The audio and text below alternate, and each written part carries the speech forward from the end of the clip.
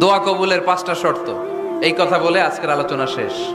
এই যারা বলেন দোয়া কবুল হয় না, দেখেন নিজেদের সাথে মিলে কিনা। এই 5টা শর্ত যদি পাওয়া যায়, মুহূর্তেই আপনার দোয়া আরশে যে নক করবে।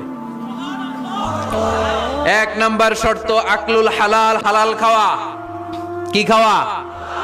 আমরা দুইটাই খাই, হালালও খাই হারামও খাই। বেশি খাই কোনটা? হ্যাঁ, কি খান? আমি কই নাই কিছু, আপনারাই কইছেন। নিজের উত্তরে নিজে ধরা না। হারাম খেলে তো দোয়া কবুল হয় না। লা ইয়াদখুলুল জান্নাতা জাসাদুন গুযিয়া বিল হারাম। ওই দেহ কখনো জান্নাতে যায় না যে দেহ হারাম খেয়ে বর্ধিত হয়েছে।